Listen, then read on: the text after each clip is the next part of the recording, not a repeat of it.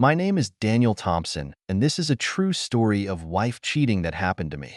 That late afternoon, the sunlight dappled onto my desk through a gap in the curtains. I sat on a chair in my study, clutching in my hand a pile of papers that I had inadvertently found in Lauren's handbag. The ambiguous text messages and emails on the document stung my eyes and my heart like needles. I felt as if I had been hit hard and my whole being fell into a trance. Lauren, my wife, was having an inappropriate relationship with her boss, Greg. The intimate words, the outright betrayal, overwhelmed me with this harsh reality. I closed my eyes and tried to calm myself, but those warm memories intertwined with the betrayal in front of me made my heart ache. I remembered the good times we used to spend together, the days of laughter and snuggling as if they were just yesterday. But now, it's all so far away. I took a deep breath and tried to calm myself down. I knew that being angry and impulsive in the face of this situation would only put me in a more passive position. I needed to get to the bottom of this. I needed to find Lauren and Greg and confront them face to face about why they were doing this to me. Just then, the sound of a key unlocking the door came from outside. I hurriedly hid my papers and stepped out of the study. I saw Lauren push her way in with the usual smile on her face. But in my eyes, that smile stung my heart like a knife. "You're back."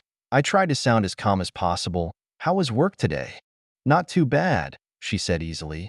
"Had some things to take care of at the office, so I'm back late. How about you? How was your day?" I looked into her eyes, trying to find a hint of guilt or unease in them. But her eyes were so open, as if nothing had happened. This made me feel even more heartbroken and desperate. At dinner, we sat at the table as usual, but the atmosphere was unusually heavy.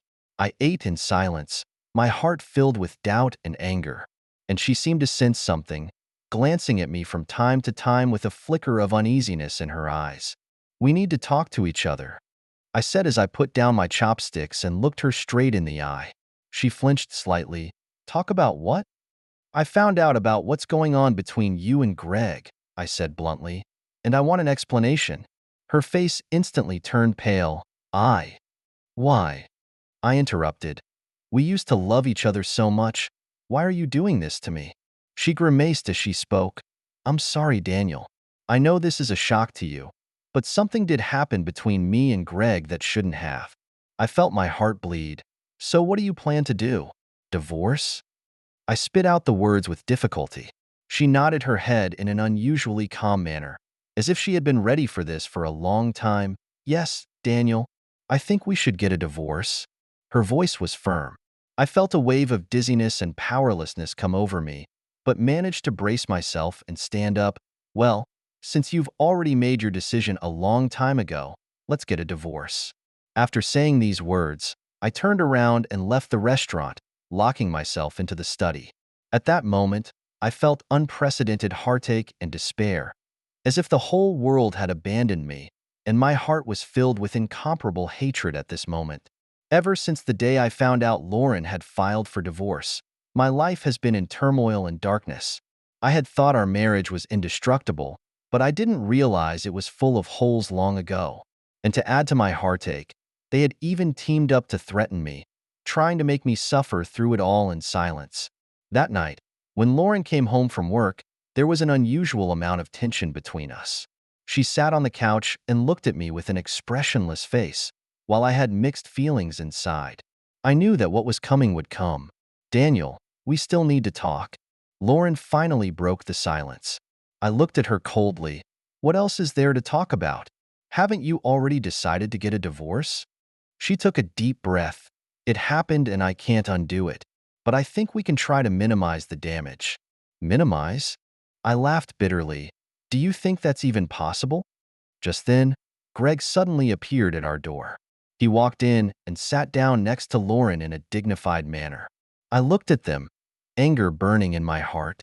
"Daniel, I know you're angry," Greg spoke up, "but I think you should realize that there are no permanent enemies in this world. We can be friends, even partners, if you want." I listened to him with a sneer in my heart. What do they take me for? A pawn to be manipulated at will? What the hell do you guys want? I asked coldly. "It's simple," Greg smiled. "As long as you don't sue us and expose this, we can guarantee that your interests won't be jeopardized in any way.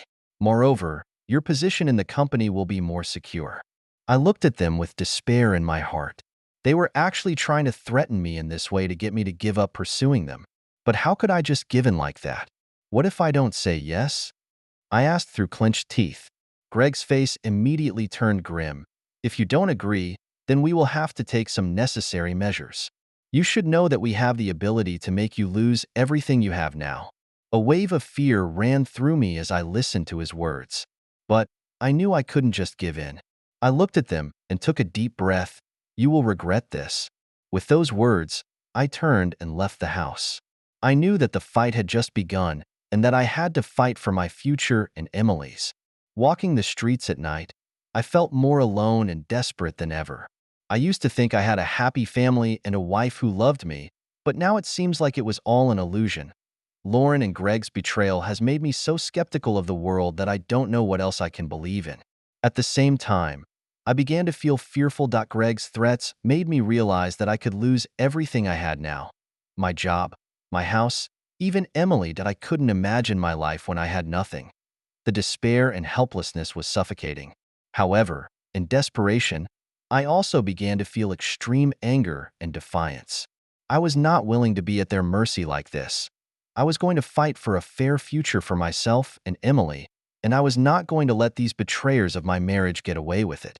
I knew that the fight was going to be very hard, but I had to keep going. Since being threatened by Lauren and Greg, I have been filled with anger and despair. Those days, I stayed up all night, thinking over and over again about how to respond to this betrayal. I couldn't just suffer in silence. I wanted to make them pay for what they had done. So I began to plan my revenge. To retaliate, you first need to have evidence. I decided to start by collecting their conversations, which would not only give me an idea of their plans, but also serve as evidence for possible future legal proceedings. So I purchased a very discreet micro-recording device. The device is small and compact and can easily be hidden in the lining of Lauren's handbag.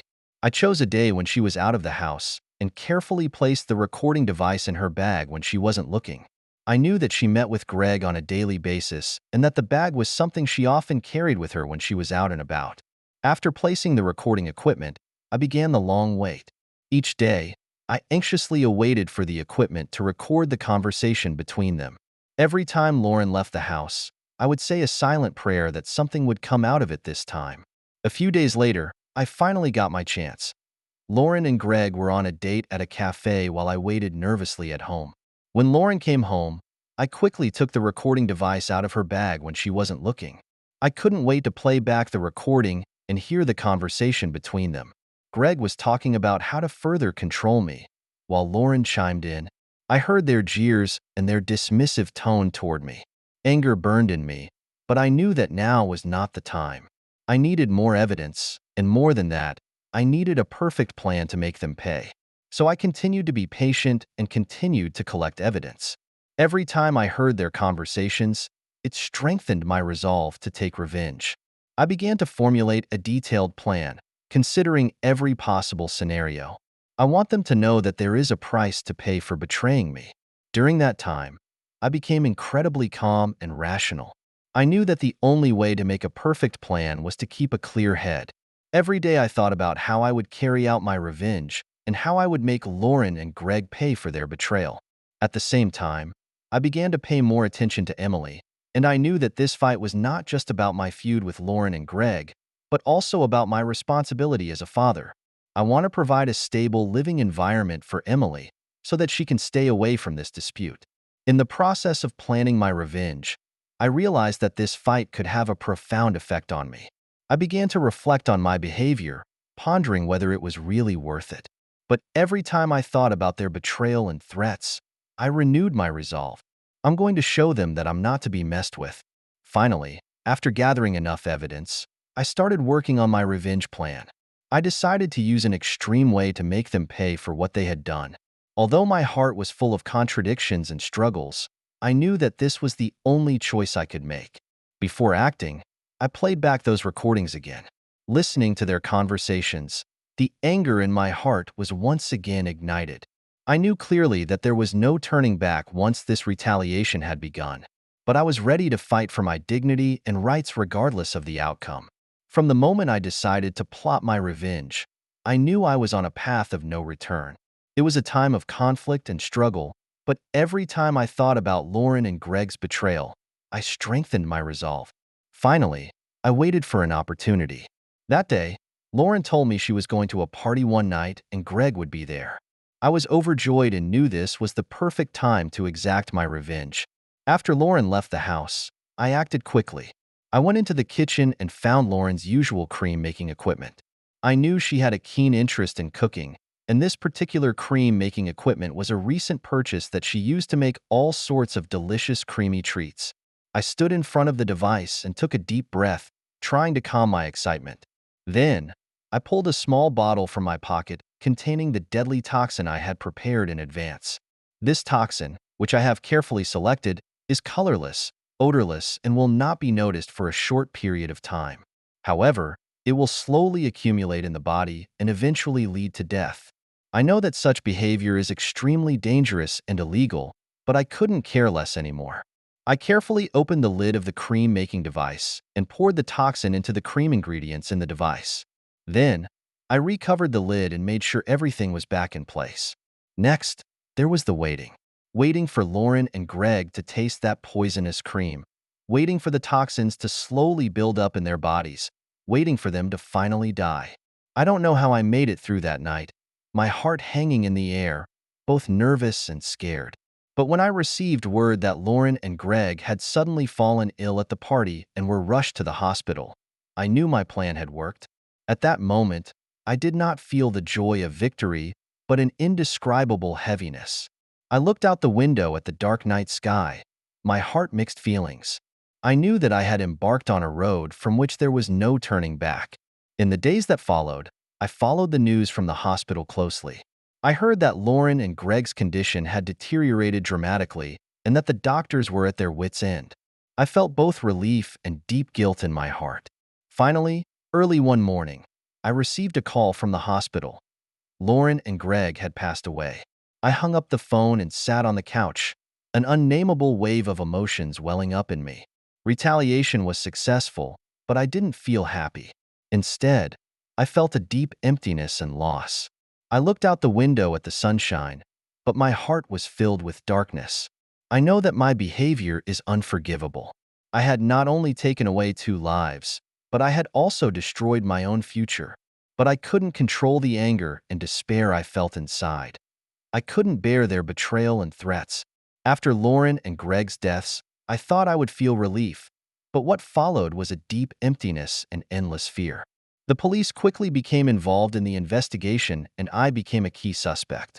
After all, I was one of the people closest to them during their lives, and their deaths were inextricably linked to the threats I'd made earlier. During that time, it was as if my life was plunged into darkness. I was being questioned by the police every day as they tried to pry any possible clue out of me. I knew that if I couldn't prove my innocence, my life would be ruined. Fortunately, I had prepared myself before. Prior to planning my retaliation, I purchased a covert recording device and cleverly placed it in Lauren's bag.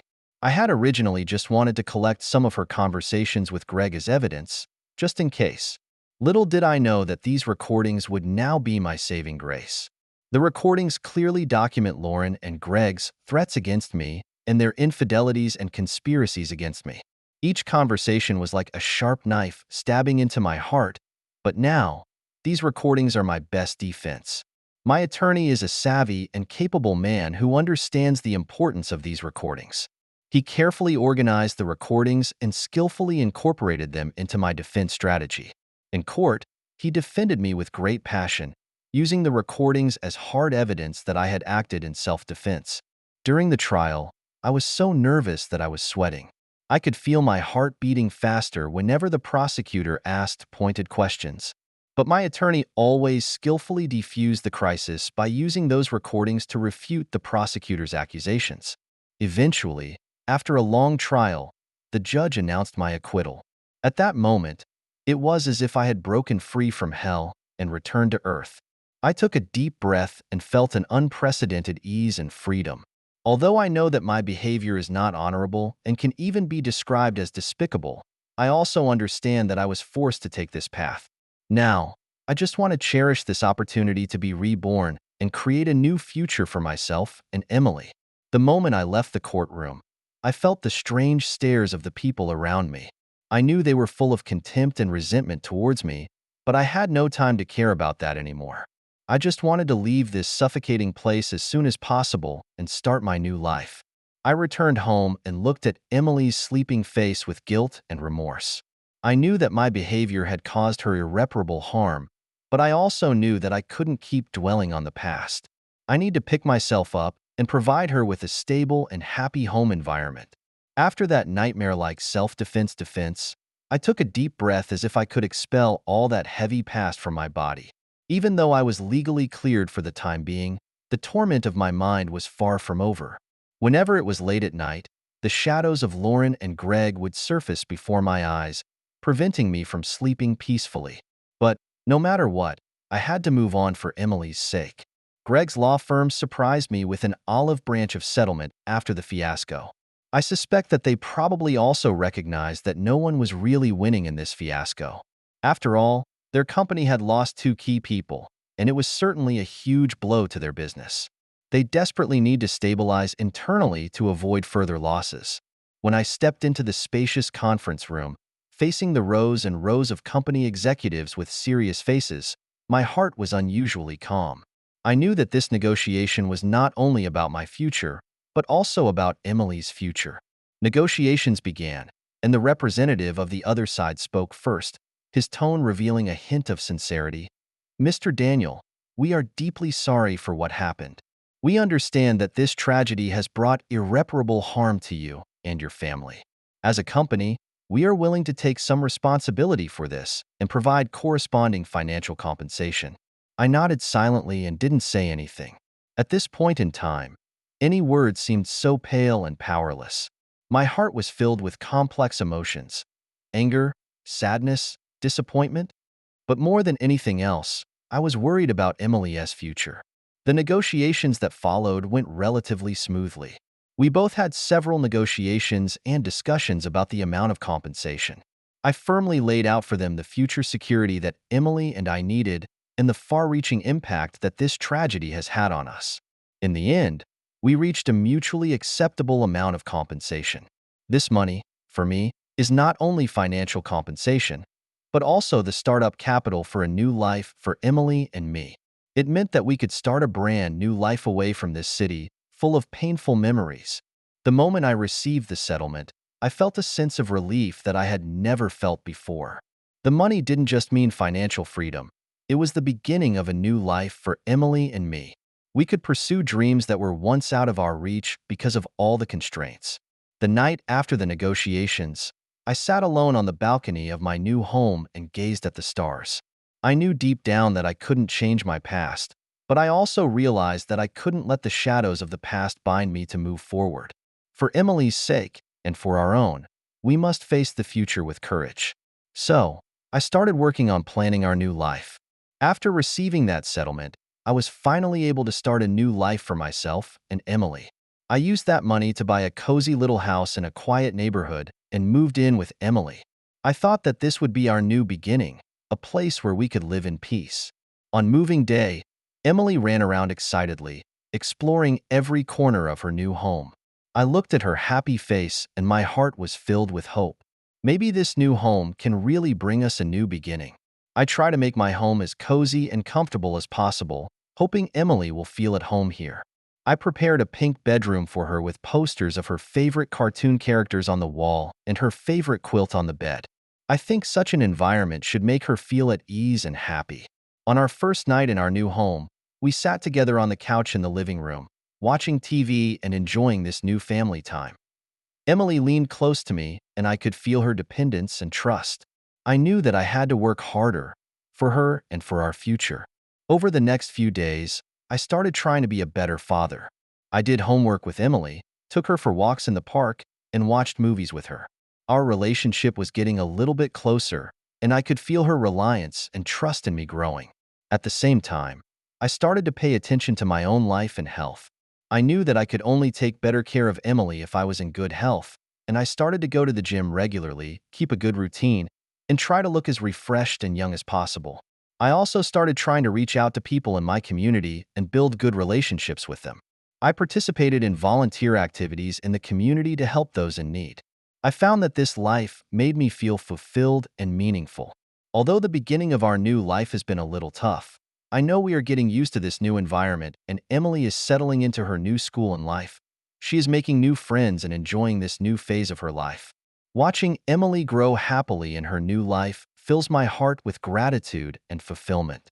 I know that this new life is the result of our joint efforts and our hope and motivation for the future.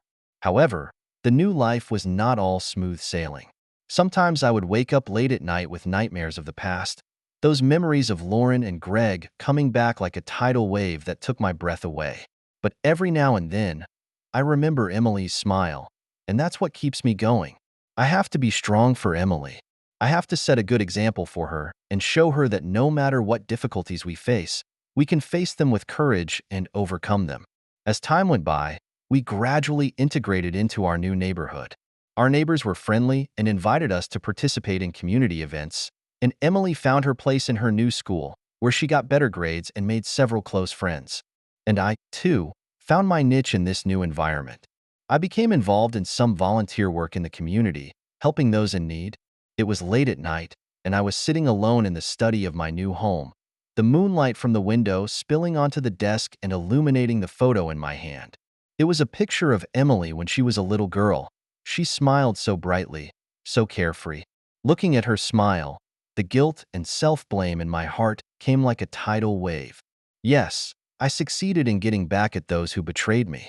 But at what cost to me? I lost the wife I once loved, and although I know she no longer loves me, I still feel heartache. More importantly, I caused irreparable damage to my daughter Emily. I often ask myself, am I doing the right thing? I've sacrificed too much for revenge. Am I really worth it? Whenever I see Emily's sleeping face, I feel a pang of heartache. She's still a child. She should have had a happy childhood. But because of my retaliatory action, her life was completely changed. I began to reflect on my actions, and I realized that my retaliatory actions were not the best way to solve the problem. Although I received compensation and started a new life, the guilt and remorse I felt deep inside could not be removed. I began to think, if I had chosen to forgive and communicate instead of retaliating, would the outcome have been different? But there is no medicine for regret in this world. I cannot change the past. I can only face the reality. Now, every day, I try to make up for the damage I did to Emily, and I do my best to make her feel the love of a father and the warmth of a family. However, I know very well that the wounds caused by my faults cannot be healed so easily. Whenever I see her playing alone, an indescribable sadness wells up in my heart. I began to seek psychological redemption, hoping to find a way to make amends for my transgressions. I consulted a psychiatrist and attended some counseling sessions in an attempt to find inner peace. At the same time, I began to participate in community service to help those who were going through similar hardships. I hoped that through my efforts, I could make some contribution to society and atone for my faults. In this process, I gradually realized that revenge does not solve the problem, but only makes the hurt deeper. True liberation and inner peace can only be realized through tolerance and understanding. I know that my moral dilemma isn't going to be easy to resolve. I need time to heal my wounds, to reestablish my relationship with Emily, and to make up for my past mistakes. It's a long and difficult process, but one I'm willing to bravely face and take on for the sake of my daughter and for the sake of my own heart. I still think of Lauren and Greg every late night. Their shadows linger in my mind, but I have learned to make peace with them. I no longer resent them or myself. I know that everyone should be held accountable for their actions, and I am paying the price for my past transgressions. Since that incident, I knew deep down that my life could not go back to the way it was before. Whenever I see Emily's innocent eyes, the guilt in my heart comes like a tidal wave. I knew that the vengeful behavior I had engaged in was not only a punishment for Lauren and Greg, but also for myself and Emily. Emily knew nothing about that change of heart, which was the only thing I was thankful for. All she knows is that her mom left us suddenly, and that her dad became a harder worker to provide a better life for her. I do my best to stay strong in front of her, but I know that the scars deep inside me will never heal. Every day, I think about how to be a better father and how to make up for my past mistakes. I began to pay more attention to Emily's growth and education, hoping that she could become a loving, responsible, and independent thinker. I took her to various activities to expose her to different people and things and broaden her horizons. I have also started to learn how to communicate with her and listen to her ideas and opinions so that she can feel the warmth and democracy of the family. However, no matter what I did, I could not change the fact that I had made a serious mistake. Whenever I think back on my retaliatory behavior, I feel deep remorse and regret. I know that extreme approach was not the best way to solve the problem, and the damage I caused Emily is irreparable. I began to reflect on my behavior and try to find a better way to face life's challenges. I realized that only through tolerance and understanding could I truly solve my problems. I decided to let go of hatred and revenge and to face everything in life with love and tolerance. At the same time, I have begun to take an active role in community service to help those in need. I hope to make up for my past mistakes through my actions, and I also hope to set a good example for Emily. I want her to know that no matter what happens, we should keep a kind and forgiving heart and use love to dissolve hatred and conflicts. In the process, I also gradually learned how to face my past. Instead of running away and denying my mistakes, I am brave enough to admit them and take the consequences. I know that this is not only responsible for myself, but also for Emily. Over time, I grew out of my moral dilemma and found inner peace. I began to re-examine my life and values and redefine the meaning of happiness and success. I realized that true happiness does not come from money or status, but from inner satisfaction and love of life. However, I am aware that I cannot change my past, but I can change my future. I will continue to strive to be a better father and citizen and create a better life for myself and Emily. At the same time, I will always be vigilant to keep myself from falling into another moral dilemma. I know that my behavior has had a profound effect on Emily. She may ask questions about her mom, and I may make up some lies to hide the truth, but I would prefer to be able to tell her everything as she matures.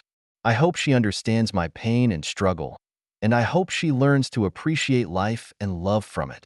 Whenever I see Emily growing up healthy and happy, I feel immense relief and satisfaction. I know that this is the result of all my efforts and costs.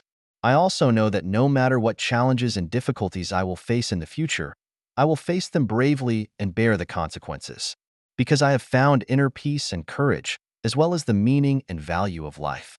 Since that incident, I have struggled to find an inner peace. I know that the mistakes I made cannot be erased by time, but I also understand that only I can find my way out of the shadows. Emily, my daughter, is the most important person in my life and the driving force behind my quest for redemption. I was aware of the profound effect my behavior was having on her, and even though she didn't fully understand what was happening, she could feel the change in me. I became more silent, more thoughtful, and she, in turn, looked at me with her innocent eyes as if to ask, "Daddy, what's wrong with you?" I couldn't explain it to her. I could only try to make amends, to give her more love and companionship. I became active in community service, helping those who were going through similar struggles. I thought that perhaps by helping others, I could find a way to redeem myself. In the process, I met all kinds of people whose stories and pain made me deeply sympathetic. I did my best to help them, and at the same time, I gradually found my own value in the process. Whenever I see their grateful smiles because of my help, the guilt and self-blame in my heart will be slightly alleviated. I began to understand that redemption does not happen overnight. It takes time, patience, and even more sincere repentance and action. In the process, I have also gradually learned how to face my past. I know that I cannot change what has happened, but I can change my attitude towards it. I began to accept my past, the mistakes I had made, and try to make amends. I also began to re-examine my relationship with Emily. I realized that I needed more time with her, more communication and understanding. I began to try to understand her thoughts and feelings, to listen to her, and to accompany her in her growth. I hope, through my efforts, I can rebuild our relationship and let her feel the warmth and strength of a father's love. At the same time, I did not forget to seek professional psychological help. I knew that I needed the guidance and support of professionals to help me better face my heart and my past.